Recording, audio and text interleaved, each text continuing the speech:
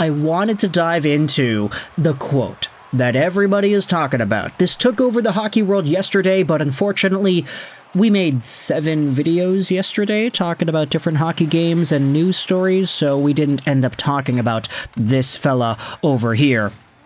But today we are talking about Jeremy Swayman, who, at the time of recording this audio, remains unsigned with the Boston Bruins. He is the last RFA that is unsigned from the 2024 offseason, and he is one of the better ones, considering that he just posted up a .916 save percentage in 44 games with the Bruins and a .933 save percentage with the Bees in 12 games in the playoffs. The Bruins chose Swayman over Ullmark, they traded Ullmark away, they didn't have a contract in place for Swayman, and now the guy is unsigned still. This exploded even further when yesterday we had ourselves comments from Cam Neely talking about how, in the Swayman contract negotiations, I know that I would have had 64 million reasons why I would be playing right now. Goodness gracious, why would he say it like that? It's because Cam Neely is directly implying that Jeremy Swayman rejected a huge $8x8 million extension. And there was a lot of backlash to these comments over here. Oh, is it Cam Neely's right to go out there and talk smack about a player that's on his organization? Is it his right to leak negotiation details into the media? 64 million reasons. Okay, yeah, that's 8x8. Are you saying that Jeremy Swayman rejected an 8x8 deal? That seems to be the implication here, and we had a lot of people going out there and kind of giving the Bruins the go-ahead. This is absolutely on Swayman too, because 8x8 is extremely fair, but just don't get why Don would make the Ullmark trade so early with the possibility of this happening. I'm going to throw up. Neely came across very poorly in this statement. That's not the way you should be handling this. He's officially pissed if it's going there. I'm not going to lie, he cooked with this. So a lot of people going out there on either side. I know Kevin Weeks went out there and condemned these comments on his own Twitter account, saying that it's not really the right thing to do to talk smack about the players since they are the product of the league. But we also had ourselves some more responses to this situation as well. Bruins Network went out there and posted this. They are a media outlet providing thoughtful, sincere dialogue on all things Boston Bruins since 2017. The entire narrative, shaped through the media by Swayman and Gross, is that Boston mishandled this, they lowballed the player, they aren't serious about long-term extensions, and they won't return calls. A lot of you won't like hearing it, but good for Cam Neely. The Boston Bruins are not operating in bad faith, they say. New developments, more questions, little to no info. Given what we know about Gross, mainly his negotiations with Nylander and Gaudreau, his reputation doesn't exactly leave much room for benefit of the doubt. Who's telling the truth? We're unsure. But it wouldn't make sense for Neely to throw that figure out there if he were lying. Lying? That's a conversation to have too, isn't it? If Cam Neely just straight up told the media 64 million reasons, but he fabricated that number. That would have been crazy if he did that, right? Who knows?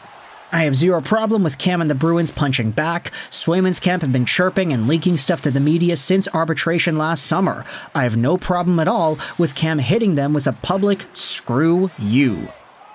And some replies are going out there and agreeing with this one as well, but turns out, whether or not Cam Neely and the Bruins are actually accurate with this report remains to be seen. Because Neely says $64 million was offered, and the Swayman camp ended up responding. Here's the statement from Louis Gross, the agent for Jeremy Swayman. Normally, I do not release statements or discuss negotiations through the media. However, in this case, I feel I need to defend my client. At today's press conference, $64 million was referenced. This was the first time that number was discussed in our negotiations. Prior to the press conference, no offer was made reaching that level.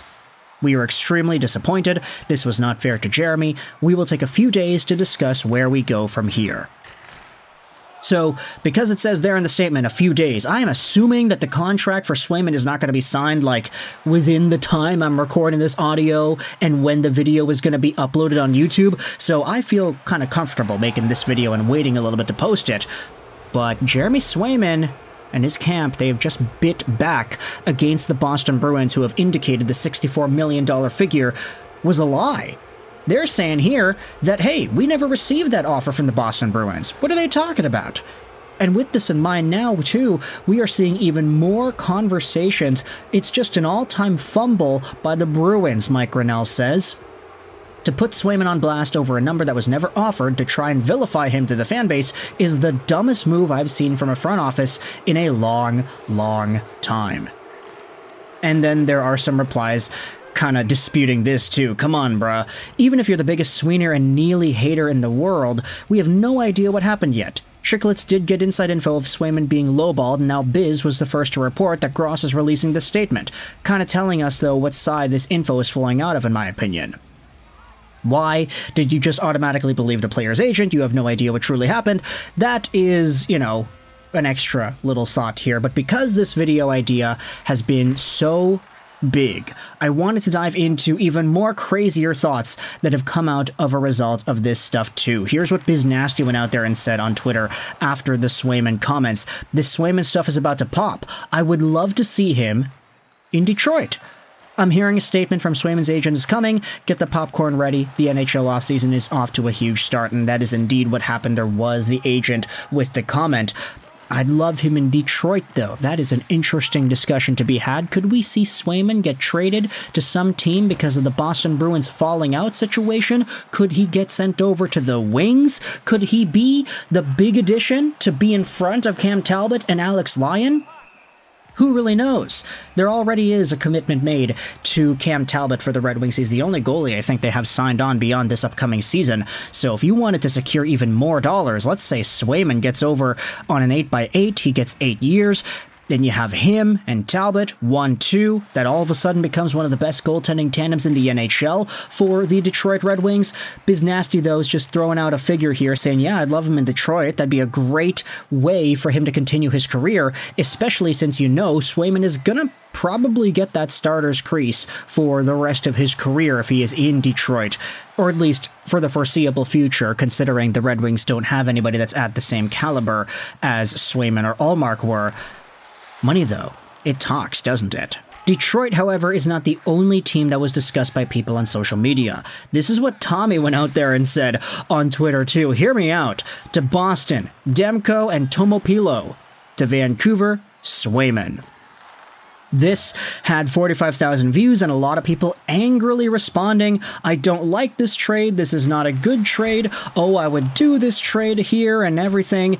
It would make sense for Boston as well, though, getting Thatcher Demko, considering he is a former Boston College Eagle. Nice to have those connections there. Jeremy Swayman to Vancouver, though, is absolutely nuts. Imagine Swayman and Shilovs as your 1-2. Certainly not bad.